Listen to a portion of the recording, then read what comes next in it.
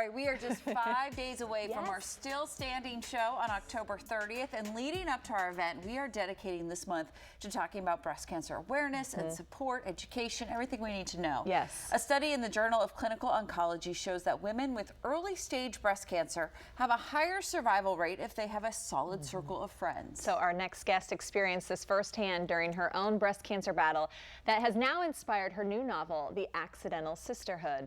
You've seen her on the Today Show, The View, Rachel Ray. Now Julie Edelman, widely known as the Accidental Housewife, joins us here live on Great Day. Not so accidentally am I here. Yeah.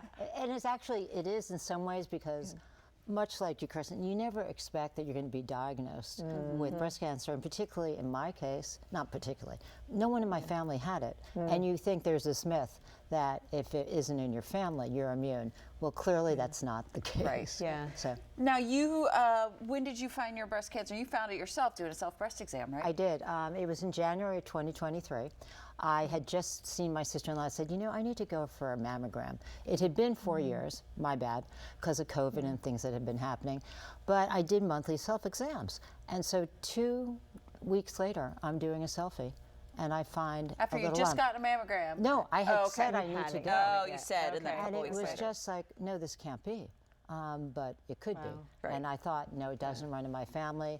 But I just went into shock, panic, and but then said, you know, I've got to do something about this, and started on my journey to get the diagnosis and move forward. How did that group of friends and the sisterhood help you through your journey?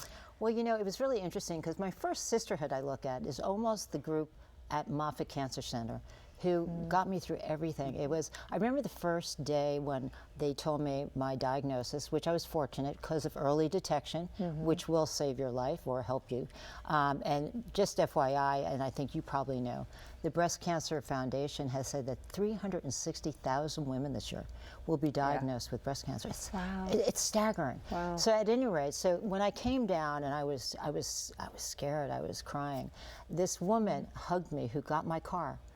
And she began my sisterhood because she gave me such empathy and warmth that it just got me through that moment. And then the sisterhood grew between my sister-in-law and friends who tried to be there for you. But as you know, Kristen, at the end of the day, you're left to your own thoughts and how you will deal with that and how you will deal with your journey. Well, we always say as survivors and fighters, this is the sisterhood you never want to be a part of, but you sure are glad it's there when you need them. So you've turned this journey now into a novel and a story. How did that all evolve? Well, you know, it's interesting. When a detour comes your way, you have choices. I chose to turn that detour into a dream. And the dream was I wanted to write this romantic thriller, and that was The Accidental Sisterhood. So it was a great motivator because life becomes very present, and putting things off, you stop putting things off. So I sat down with a blank sheet, well, the old-fashioned days. I sat down on my iPad, in front of my iPad, blank screen. There you go. And I had the title, and I had the ending. And then I had to figure out, how am I going to get from there to there? But it was a great distraction, but it was also very cathartic, because though the book is Big Little Lies meets, you know, the other woman with a dexterized dash of Sex in the City. Every bit of that. It's all of that. But it also has my breast cancer journey a little bit differently. And what I really deal with there is the fact of your own self-esteem and how breast cancer can make you wonder, both sexually, are you going to feel it, and also to someone else, a partner in your life or a person in your life.